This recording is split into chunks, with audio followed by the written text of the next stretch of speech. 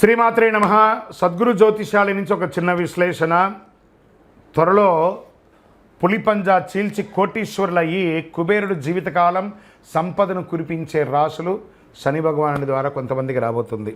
క్రమశిక్షణ సహనాన్ని నేర్పే దేవుడైన శనిదేవుడు పూర్వభాద్రంలో లక్షణంలో ప్రయాణం చేస్తున్నారు. ఈ నక్షత్ర ప్రయాణంలో క్రమశిక్షణకు సహనాన్ని నేర్పే దేవుడైన శనిదేవుడు పూర్వభాద్ర నక్షత్రంలోకి ప్రయాణం చేస్తున్నారు.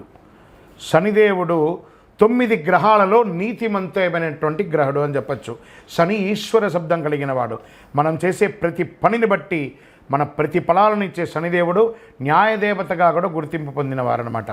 అటువంటి శనిదేవుడు ఒక రాశి నుంచి మరొక రాశిలో మాత్రమే కాదు, ఒక నక్షత్రం నుంచి మరొక నక్షత్రంలో కూడా సంచారం చేస్తున్నారు. శని సంచారం అతి నెమ్మదిగా చాలా స్లోగా ప్రయాణించే గ్రహమైన శనిదేవుడు 2.5 సంవత్సర కాలం ఒకే రాశిలో ఉంటాడు.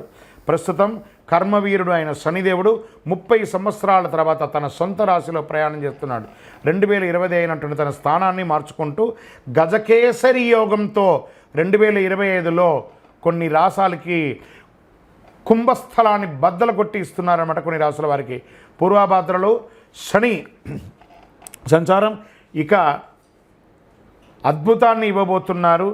శని పూర్వభాద్ర నక్షత్ర సంచారం అన్ని రాశుల వారిపై ప్రభావం చూపిస్తుంది. అయితే కొన్ని రాశులకు మాత్రం ఇది లబ్ధిని కూడా చేకూరుతుందని చెప్పచ్చు. ఈ రాశులు ఏమిటో ప్రస్తుతం తెలుసుకుందాం. వృశ్చిక రాశి పూర్వభాద్ర నక్షత్రం శని సంచారం వృశ్చిక రాశి వారికి సంతోషం కలుగుతుంది. నక్షత్ర సంచారం కారణంగా మకర రాశి జాతకులకి ఏ పని చేసినా సానుకూలం కలుగుతుంది. నిరుద్యోగులకు నిరుద్యోగం వస్తుంది. వృషభ రాశి వారికి శని నక్షత్ర సంచారం అనేక యోగాలను తీసుకురాబోతుంది. ఈ సమయంలో వివాహం కాని వారికి వివాహం, ఉద్యోగం లేని వారికి ఉద్యోగం, రాజకీయంగా ఉన్నవారికి ఎదుగుదల, భూమి పట్టా పెట్టుబడి ఎన్ని రకాలుగా అనుకూలంగా పడతాయి. కుబేర సంపదను పొందబోతున్నారు శని భగవానుడి వల్ల.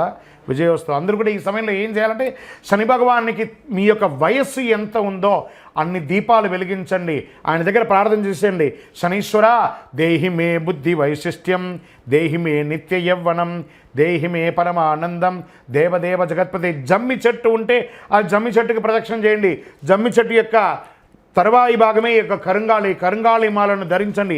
కరుంగాళి మాలను ధరించుకొని నవగ్రహాలకి ప్రదక్షిణ చేయండి. చూడండి మీరు ఎన్ని అద్భుతాలు పొందబోతున్నారో. విజయోస్తు.